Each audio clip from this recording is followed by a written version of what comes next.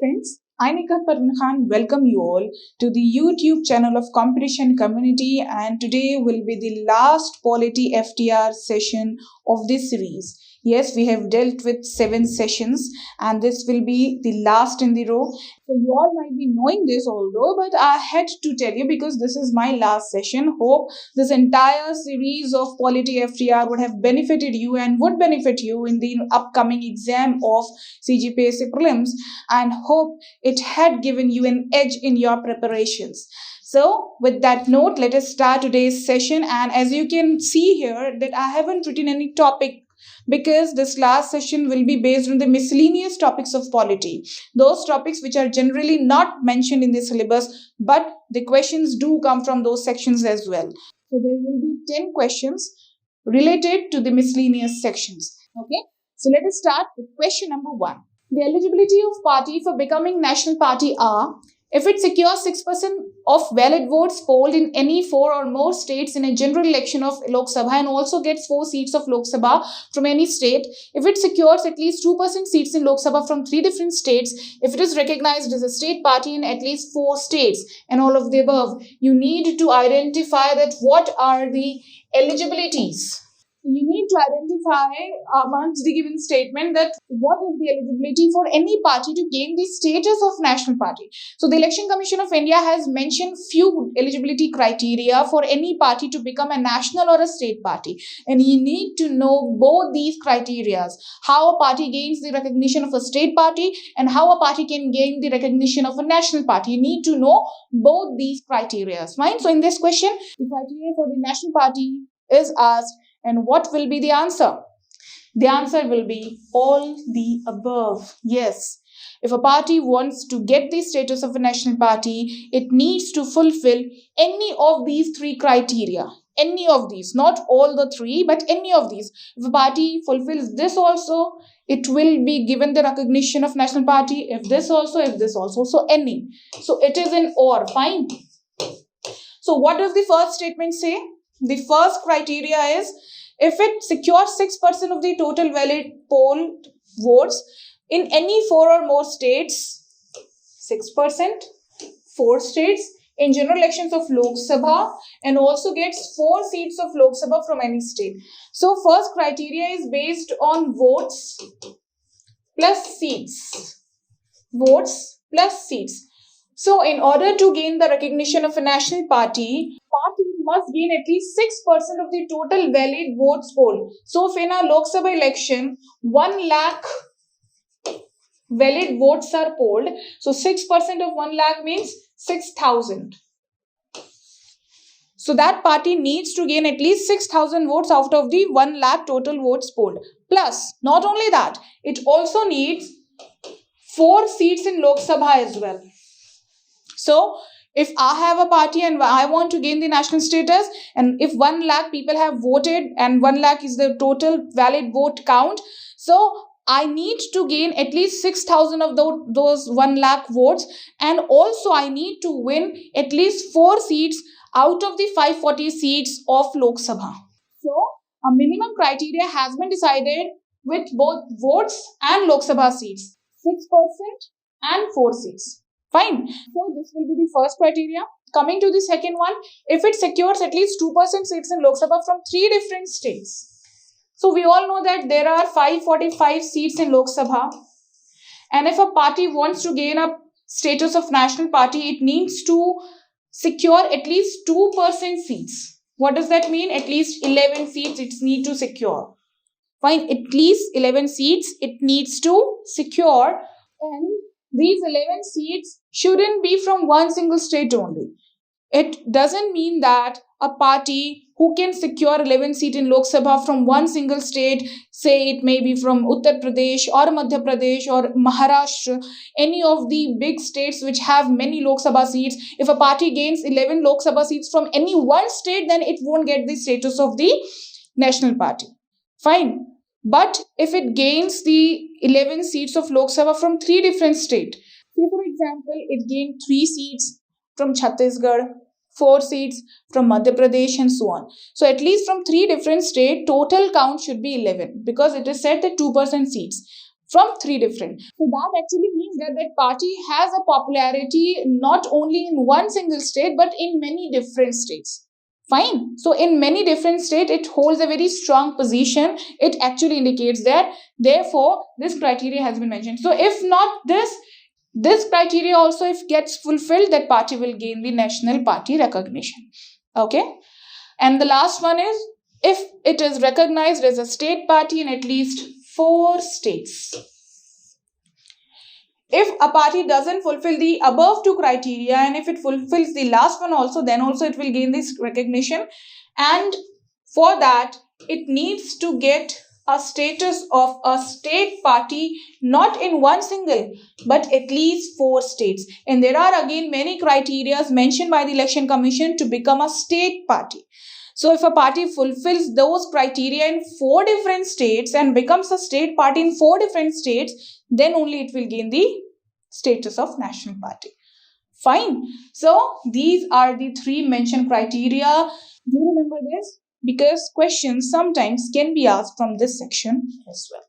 Fine. So in this way, all the 3 are the mentioned criteria, and a party has to fulfill either of these 3, not all of these 3. And the answer to this question, therefore, should be D, all of the above. Okay, I hope you understood. If at all there is any doubt, you can ask me in the comment section. With that, now quickly let us move on to the question number 2. At present, a party is recognized as a state level party. Now, in the question number 1, the criteria for the national party was mentioned. Now, in this question number 2, the criteria for gaining the status of a state party has been mentioned, and you have to identify that which criteria is mentioned and which is not by the Election Commission. Let's read out once. Here 1 to 3 is not mentioned. A mistake has been done. This is 1, this is 2, and this is 3.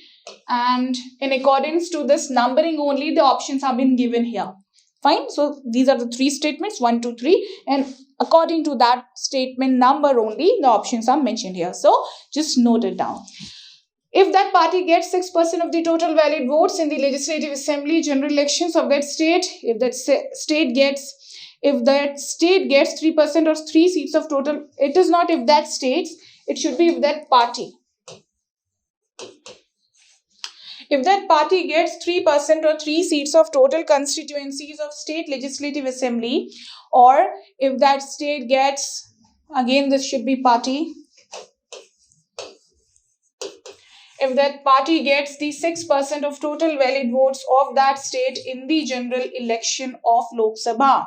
So amongst these 3 statements, which statement indicates towards a criteria mentioned for gaining the status of state level party? What will be the answer? The answer will be D. Only 2. Only the second statement amongst these 3 is one of the criteria. First and third, although form a part of the criteria mentioned, but those sentences are incomplete and therefore in itself is not one of those criteria. And what does I mean by saying this is, in the first statement it is written that if the party gets 6% of the total valid votes in the assembly elections, then it can get a status of state party. It is one of the criteria mentioned, but not the sole criteria. It also requires a minimum number of seats along with the gain of the votes. Here, the criteria is only mentioned in accordance with the valid votes gained. But this is not the sole criteria. It actually means in the state level recognition criteria, it is actually mentioned 6% of votes plus at least 2 seats. So this criteria not only is according to the votes, it is also according to the seats. So if a state party, which has not yet gained the status actually, if a party in a state, you can say, if a party in a state gains 6% of the valid votes polled in this assembly election and also wins also I'm saying it here, okay, and also wins at least 2 seats in the assembly, then it can get the status. So the criteria of 2 seats is not mentioned, therefore the statement is incomplete and therefore it is wrong. Okay, and similarly in the third statement, if a party gets 6% of the total seats, total votes in the general election to the Lok Sabha. Here, assembly elections was mentioned in the first criteria, and in the third statement, Lok Sabha is mentioned. Fine. So this statement is also incomplete. There is a criteria mentioned in this statement, but again it is incomplete because that criteria also mentions the minimum number of seats required. And this criteria actually says 6% of the votes plus at least one seat in Lok Sabha. Fine. What it was saying? In the assembly election, 6% of the votes in the assembly election plus at least 2 seats in legislative assembly. And if we talk about the Lok Sabha election, so from that state, a party should gain at least 6% of the votes from that state to the Lok Sabha election, plus it should also win at least 1 seat in the Lok Sabha. Then only it can get the status. So it has to fulfill either this criteria or this criteria, or the one which we have selected, the correct one. And that is, it should get at least 3% or 3 seats. It should get at least 3% or 3 seats. What does that mean? 3% of what? Total constituencies of state legislative assembly. So if, for example, if we talk about Chhattisgarh, there are 90 seats in our legislative assembly. There are 90 seats in a legislative assembly. So, if a party in Chhattisgarh wants the recognition of a state party and it is trying to fulfill this particular criteria, then it needs at least how much? 3% of 90 is what? 2.7. And 2.7, if we say at least, so 0.7 can't be a number of seat. It has to be in whole number. Fine. So, according to this criteria, 3% of 90 means at least 3 seats. A party in an election to the state assembly should win at least 3 seats out of the 90 seats in Chhattisgarh. Then only it will get the recognition of the state party. Fine. And all 3, that means if in any of the state, the seats in the legislative assembly are more. Like say for example, if there are 120 seats, so 3% of 120 is 3.6, and that means 4. So in a state where legislative assembly has 120 seats, if a party wants to gain the recognition of a state party, it should win at least 4 seats. Fine. At least 4 seats. And if there is any assembly wherein the number of seats are less, like if there are only 60 seats, so for that state, at least 2 seats should be gained, but it is mentioned that at least 3 should be there. So if the 3% count comes below 3, then you need to take at least 3. So you cannot win below 3 seats to gain a recognition of state party. You need to win at least 3. Even if the number of the seats in the legislative assembly is lower than our requirement. Fine. If legislative assembly has 60 seats and if we count according to the 3%, then the minimum comes 2. But as it is written here that minimum 3 means 3% or 3, whichever is higher, that will be the minimum requirement.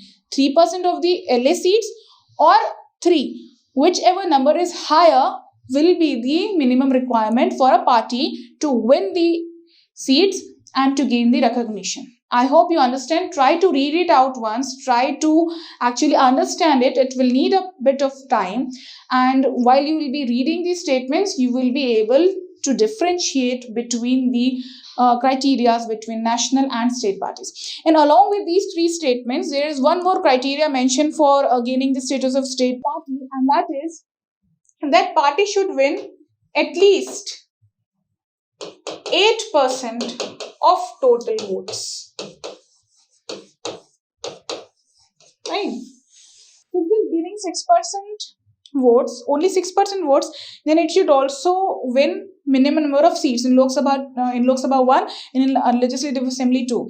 But if a party is gaining not 6%, 8% votes, then the minimum requirements of seat along with that vote is not there. So if a party solely wins 8% of the total votes in a state election, then it can get the recognition of the state party. Fine. So one criteria is based on both seats and votes.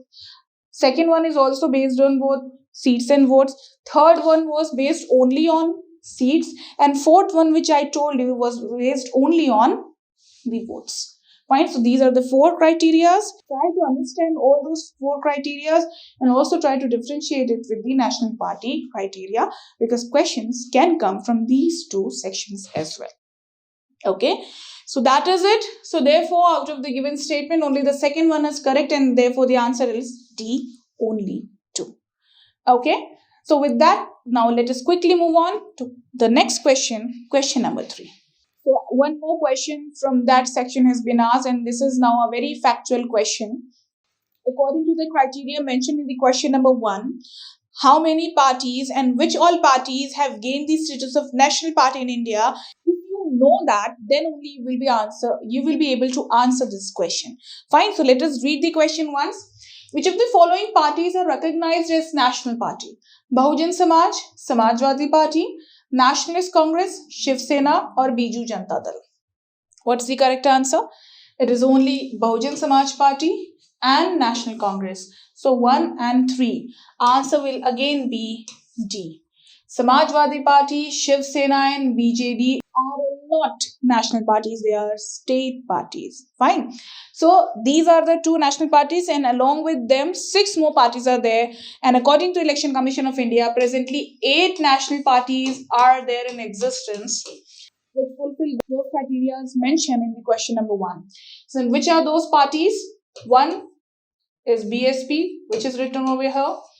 Then second is INC, which is again written here. The third is BJP. The fourth is Nationalist Congress Party. Fifth is NPP, National People Party. Sixth is TMC, Trinamool Congress. Seventh is Communist Party of India, CPI. And eighth is CPIM, Marxist Communist Party. Fine. So 1, 2, 3, 4, 5, 6, 7, 8. These are the 8 national parties. Head of BSP presently is Mayawati, of Congress is Sonia Gandhi, BJP is JP Nadda, NCP is Sharad Pawar, NPP is Comrade Sangma, TMC is Mamta Banerjee, CPI is D. Raja, and CPIM is Sitaram Yechuri. You also need to know the present presidents of all these 8 important national parties. Fine. So in this list, we could say we could see that BSP and INC are there, which is mentioned in the question. Okay, so the answer will be D. So this was a very factual question, but in order to complete your preparations, you need to know these many facts as well. Okay, so I hope that is clear. Now let us move on to the next question, question number 4. There is a sentence framing mistake over here. Which amongst the following it should be? Which amongst the following had worked as acting presidents of India? So here you need to identify among the 2 amongst the 3 were acting presidents, means not a president, not an elected president, not a president for the entire term, but only till the next election of president. If the post of the president gets vacant by any way which is mentioned in the constitution, the vice president discharges the duty of the president, and in his absence, the chief justice can discharge the duties of the president. We all know that. Fine. So thrice in India's history this has happened. Because of the death of 2 important presidents, the vice president became the acting president. You need to identify that which amongst the 3 are all the 3 options mentioned here acted as the acting president, or 1 or 2 or 3. So the answer to this is B, 1 and 2. V.V. Giri and Muhammad Hidayatullah both were acting presidents of India in the year 1969. Neelam Sanjeev Reddy was a president in 1977 and not an acting president. Actually, in the year 1969, the then president of India, Zakir Hussain, died. And soon after his death, V.V. Giri, who was the vice president, became the acting president. But in that year only, the election of the presidents were organized. And we all know that if a person wants to contest the election of the president, he needs to abandon all his office of prophet. So V.V. Giri was standing in the election of the president. He was actually participating in the election of president, being an acting president. So he had to resign from the post of the president in order to take part in the election. Okay. So V.V. Giri also resigned from the post of president. Then the Chief Justice of India of that time acted as the president, the acting president, that was Justice M. Hidayatullah. So in the very same year 1969, two acting presidents came into existence, and those were V.V. Giri and Justice M. Hidayatullah. Fine. Neelam Sanjeev Reddy was not an acting president. And the third one, I told you that there were so far three presidents, three acting presidents. Two are these, and the third one was B.D. Jatti. B.D. Jatti. He also discharged the duties of the president as an acting president in the year 1977. When Fakhruddin Ali Ahmad died, he was made the president for some time, and then an election, Neelam Sanjeev Reddy won the election and became the president. Fine. So V.V. Giri, Hidayatullah and B.D. Jatti were the three acting presidents of India so far. Therefore, the answer is B, 1 and 2. Fine, I hope that is clear. With that, now let us quickly move on to the next question, question number 5. On the death of which of the following dignitaries, the national flag is hosted half-masted all over the country? President, Vice President, Prime Minister, Lok Sabha Speaker, Chief Justice. Only 1, 1 and 2, 1, 2 and 3, 1, 2, 3 and 5. What will be the answer? The answer will be C. 1, 2 and 3. Only at the death of President, Vice President and Prime Minister, the flag is half-masted over the entire country. C. These are the only three dignitaries for which this is done. Although on the death of many dignitaries, you have observed that flag is being hosted half-masted, but here the specification is that where it has been hosted half-masted, throughout the country, in the capital, at Delhi, where? So throughout the country it happens only on the death of these three dignitaries. So this part you can refer to the Flag Code 2002. All these things are mentioned in the Flag Code 2002. You need to refer that as well, because once or twice question have also been asked from this Flag Code.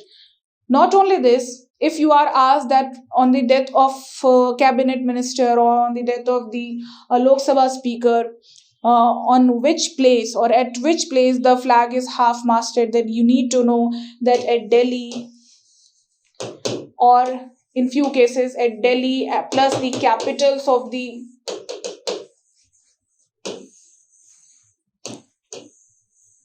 Delhi plus the capitals of the country. In the case of the death of Lok Sabha Speaker, the flag is half-masted at Delhi only. In the case of the death of the cabinet minister, the flag is half-masted at Delhi as well as in all the capitals of the country. And there are many such criteria mentioned in the Flag Code. So refer that Flag Code also, because this question has been asked once in one of the exams. Fine. So the answer to this question is President, Vice President and Prime Minister only. Throughout the country, only for these three dignitaries. Fine. Okay, so that is with question number 5. Now let us quickly move on to the question number 6. So the question number 6 reads as, choose the correct statement. Bankruptcy and insolvency comes under union list. Forest comes under concurrent list. Local government comes under state list. Census comes under union list. So as you all would have analyzed till now that this question has been asked from the Schedule 7 of the Constitution, which mentions the union, the state and the concurrent list.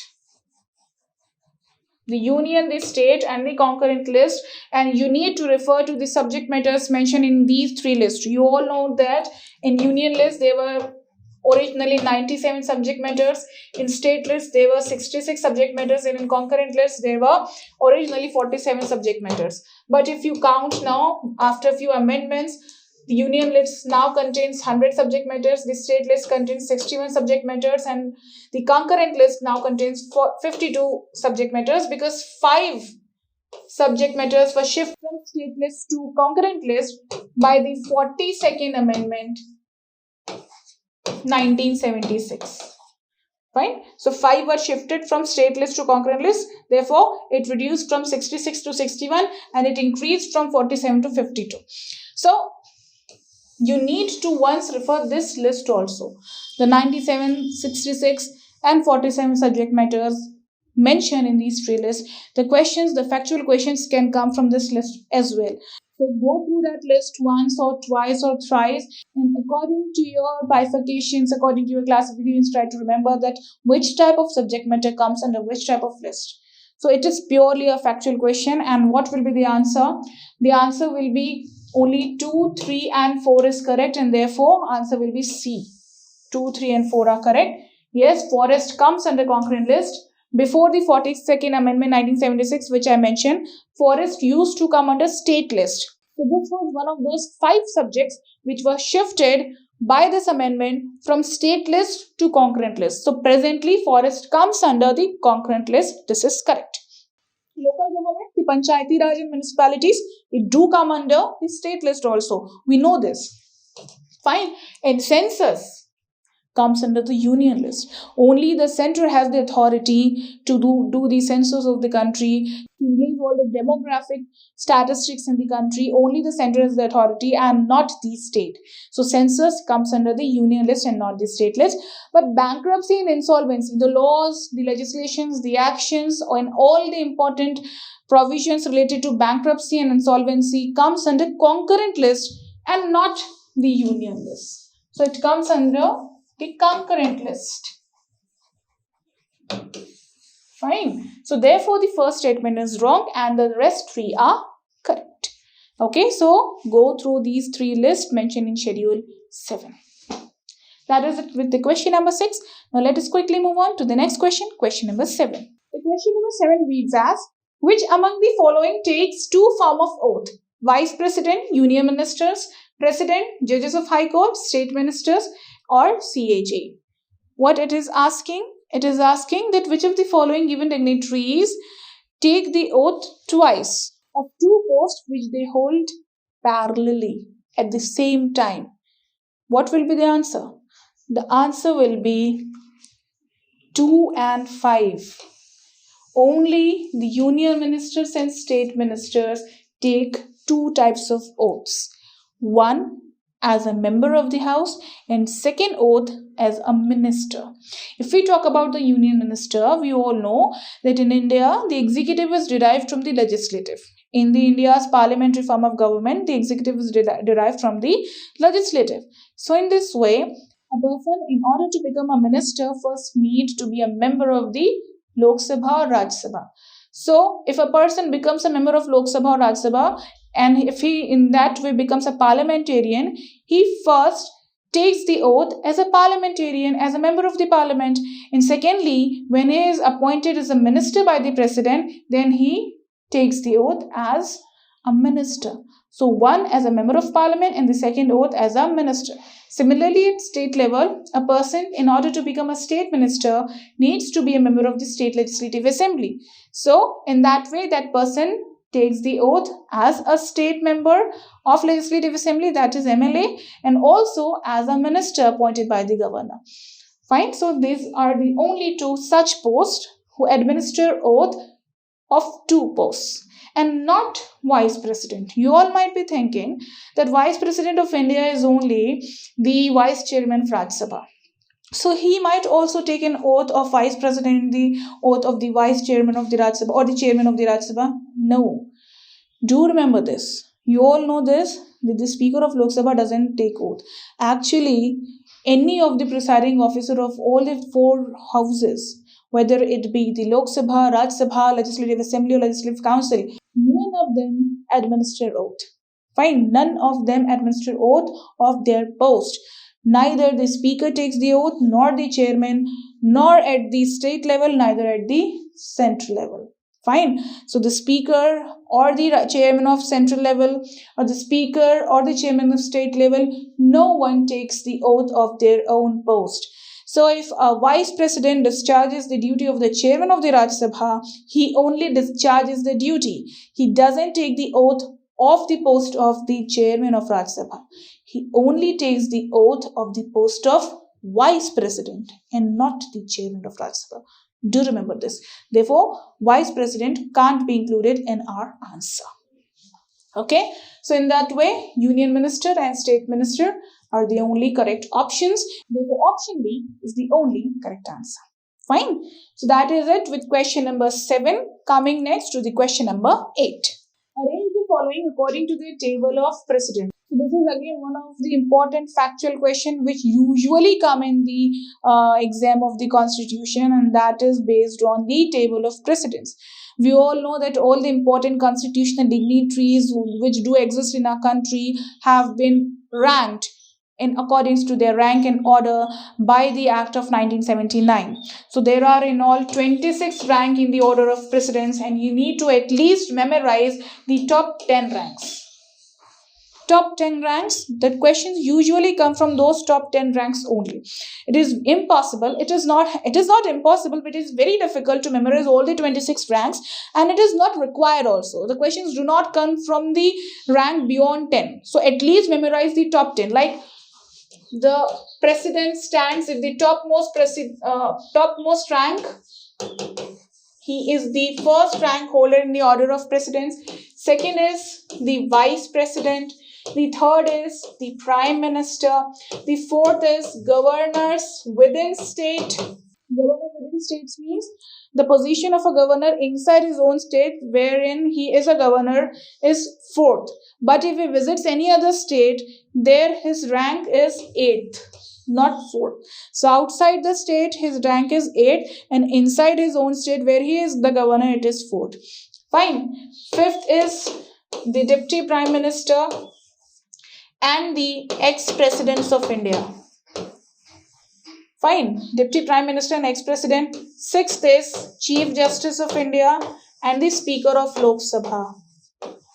Seventh is the cabinet ministers, and there are 2-3 more, like leader of oppositions and as well. Fine. So I have told you the top 7. You can at least memorize top 10, and on that factual knowledge only such a question can be answered. Fine. So from this list you can easily identify that who holds the higher rank.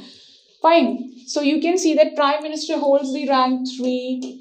The vice president holds the rank 2.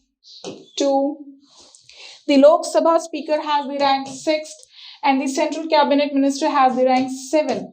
So it should be actually 2, 1, 3 and 4. 2, 1, 3, 4.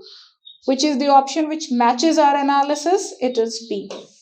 2, 1, 3, 4. B is the correct answer.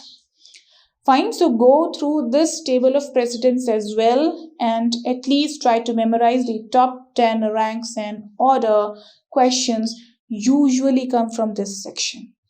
Okay. I hope that is clear. Fine. So that is it with the question number 8. Now let us move on to the question number 9. It is a bit longer question, and the question reads as, you won't be able to read the last option. It is written all of the above. The option D is all of the above. Let us try to read and analyze the question. Consider the following statements. Any member of the parliament who has been disqualified on the basis of anti-defection is disqualified or holding any minister's post. The size of minister and its council of ministers will not be more than 15% of the total strength of the Lok Sabha. The size of chief minister and its council of ministers will not be more than 15% of the total strength of the legislative assembly. When 2/3 members of any house separate from any party, then their membership will not be finished. So all these statements are actually based on the section of council of ministers, and secondly, the anti-defection law. Actually, you can say based on the Article 75 and Schedule 10. The 10th schedule and Article 75. Because Article 75 tells many things about the Central Council of Ministers, their qualifications, their disqualifications, etc. And one of the mentioned disqualification is on the basis of the anti-defection law. I have shared with you all the important criteria of anti-defection law in a class few days back. So I hope you all know that what all are the criteria for a member to get disqualified under this law. If a member who is belonging to a party, if he changes his party, if he resigns from his party, or he abstains from the voting against the will of the party, then he gets disqualified under this law. Secondly, if a non-partisan candidate wins the election, and if he joins any party, then he gets disqualified. And thirdly, if a nominated member joins a party after 6 months of his nomination, then he gets disqualified. I had already told you the three criteria. But under this law, it is mentioned that if an individual changes the party, then he will get disqualified. But this change of party, if it's done by a group, that few members from BJP goes to Congress or few members from Congress goes to BJP, then those members won't get disqualified. So how many such members can change the party without getting disqualified? Is at least 2/3. So at least 2/3 members, if change the party, won't get disqualified. This is mentioned as an exception to the anti-defection law. So this fourth statement is correct. Fine. And if a member is disqualified under this law, then naturally, because he is disqualified and is no more a member of the parliament, so he won't be able to become a minister. So he naturally becomes disqualified to become a minister. Therefore, the first statement is also correct. The first and fourth are true on the basis of anti-defection law. Okay. Then second and third statement is also related to the 91st Amendment 2003. In this amendment, it was mentioned that the total number of members in the central or the state council of minister. Listen carefully.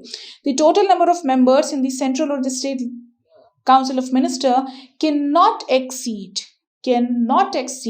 the 15% of the total seats of the house. Fine.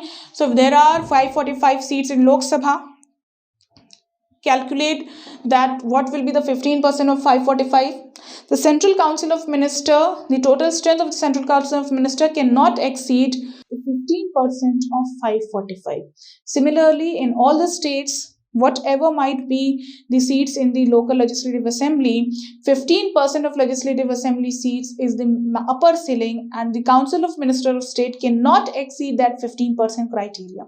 Like in Chhattisgarh, if there are 90 seats in the legislative assembly, so there can't be more than 13 ministers, because 15% of 90 makes an upper ceiling over here.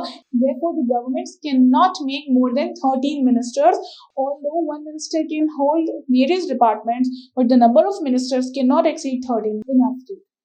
Fine. So this was a criteria which came into existence by this amendment, and this is one of the criteria in the Article 75 as well. So in this way, the second and the third statements are also true, and we could see that all the four statements are true, and in this way, the hidden option, which I have already told you, all of the above, is the correct answer.